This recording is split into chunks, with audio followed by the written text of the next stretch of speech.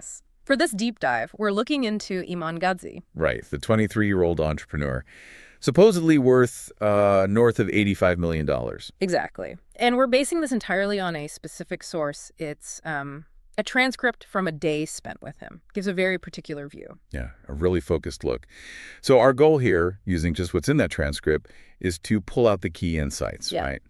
Understand his journey, how he thinks about wealth, ambition.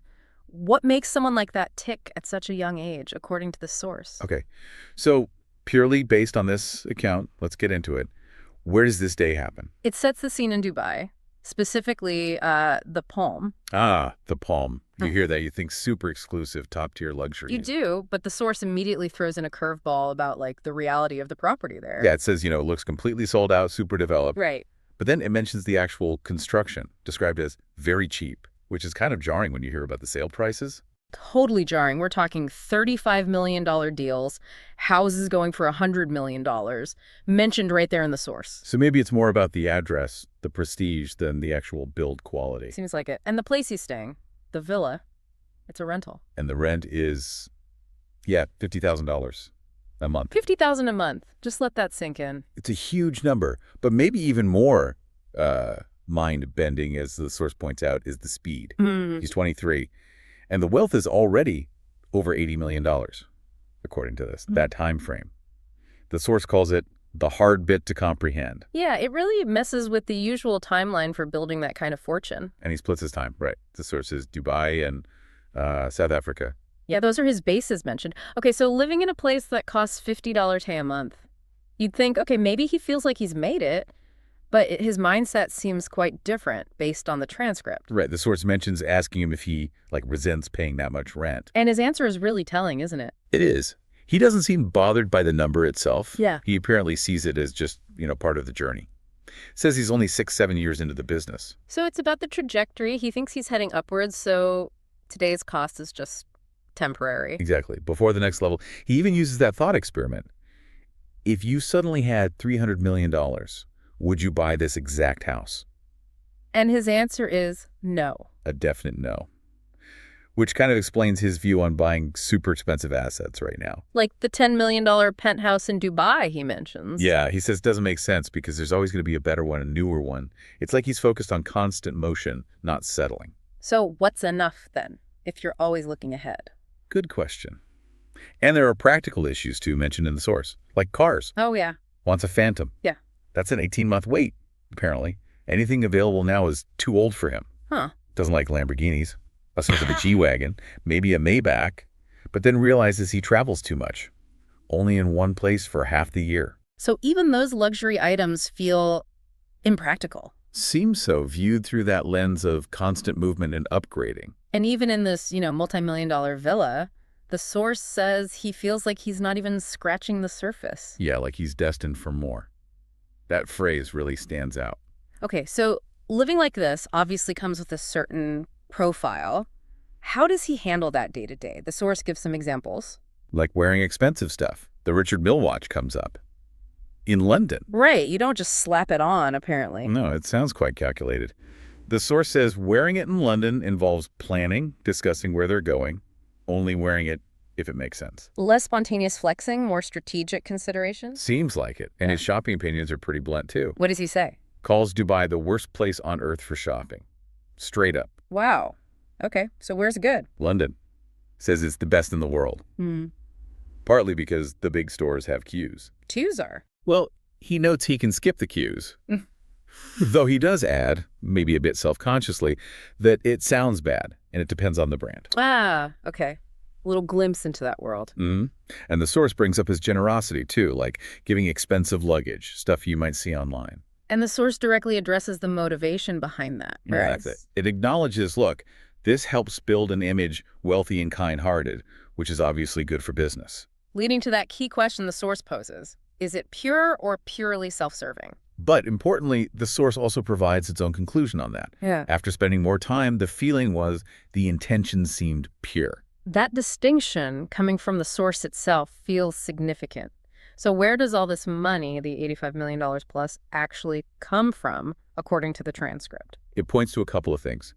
A lot of cash flow coming in is one quote. Okay, ongoing revenue. And also, significantly, resale value and equity in his software companies. Says they went crazy last year. So business value skyrocketing, a mix of cash and asset growth. Exactly. And just to give a sense of the scale, the source drops in a specific example, Which is making a £2.9 million cash offer on a place in Chelsea. 2.9 million cash. Wow. That speaks volumes about liquidity. The transcript digs into his personal background too, and this part is, well, pretty heavy but insightful, especially about his father. Yeah, it's quite stark. He talks about his dad being alcoholic abusive. And his mother left when she was pregnant with him. Right. So he grew up without that father figure. And his perspective on that is really interesting. He says the idea of having a dad would actually feel weirder to him. Almost counterintuitive. Mm. And he makes that point, just because you have a father doesn't mean you have a good role model.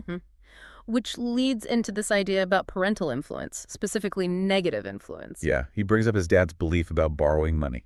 Like, never borrow. A belief from older generations, World War II era. That's what he suggests, yeah. Yeah. Taught from the generations before him. Yeah.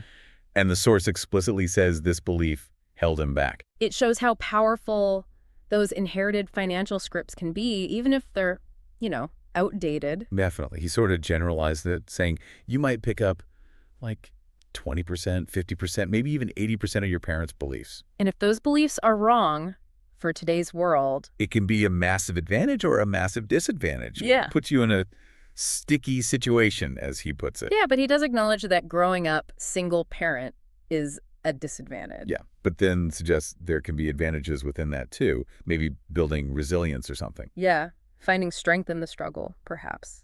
So given that background, how does he explain getting so far so fast? The source asks him directly. It does.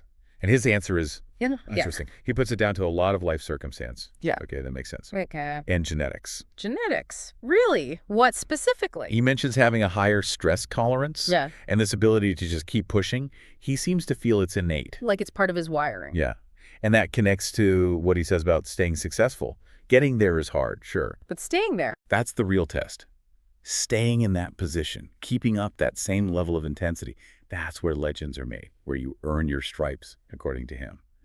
He implies not everyone can do that.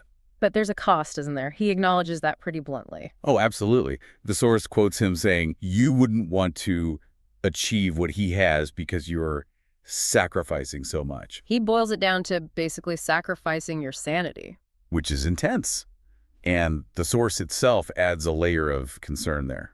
Right, worrying about the long-term effects given his age and that intensity. Even draws a parallel to the source's own experience with burnout, a health scare. Yeah, it adds this shadow of potential unsustainability to the whole picture. Okay, let's shift a bit. What about his identity, his experiences beyond just business and wealth? Does the source touch on that? It does. Like nationality, he says he doesn't really call himself British, feels confused about it. Interesting. And any specific experiences mentioned from the day? Well, there was the almost obligatory Dubai thing, riding a camel in the desert. Okay. But the source brings up a deeper point about experiencing so much luxury. So young, right? Like what's left? Yeah, the concern that he'll soon experience all of life's greatest luxuries. But his reaction to that is maybe one of the most revealing parts. Totally. He pushes back hard. Says it's about finding what you like and what you don't like. And he gives that amazing comparison. The $100,000 safari versus sleeping in a tent in Nepal. Hated the safari, couldn't care less, but Nepal, one of his best memories so far this year. It completely flips the idea that value equals cost. Yeah, it supports his point about certain things you can't explain, these little quirks. Finding more joy walking in Paris than on some mega expensive trip. He emphasizes he's more interested in the simple pleasures of life, not just the luxury. Which sounds great, grounded even. But there's another side too. Well, the source notes he also admits feeling a little jaded. Jaded at 23. Because he feels like he's lived 3 or 4 lives already, experienced a lot. It suggests this complex inner world, appreciating simplicity, but also feeling weary from the sheer volume of experience. One last really concrete detail the source mentions involves assets, physical ones, watches. But yes, the watch box moment. He lifts this box. And the value, what does the transcript say? Potentially £2 million. It clarifies maybe 2, then confirms £2 million. Just in that one box. That's staggering.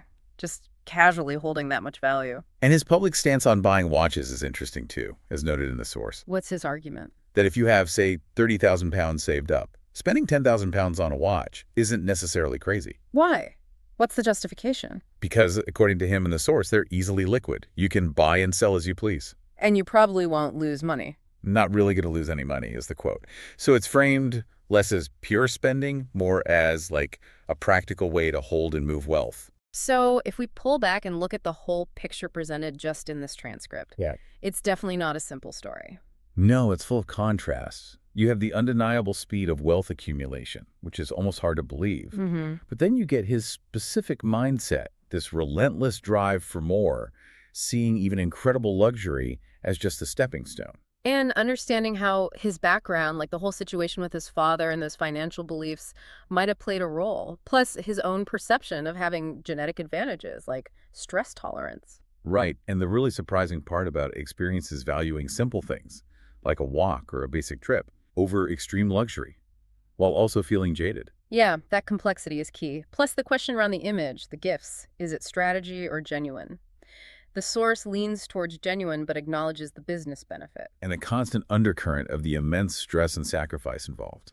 That's sacrificing your sanity line. So the final takeaway from the source seems to be this picture of someone driven maybe by a superiority complex, as the source suggests, destined for more. But who ultimately finds deeper interest in life's simple pleasures, not just the endless pursuit of luxury.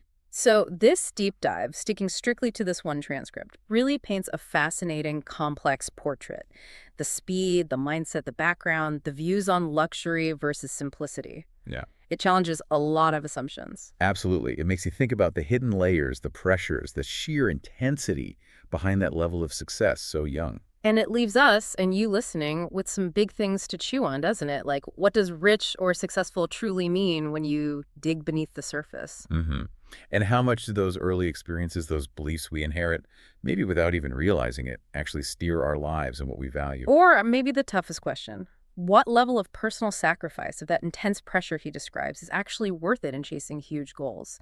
Is it even sustainable? Something to think about.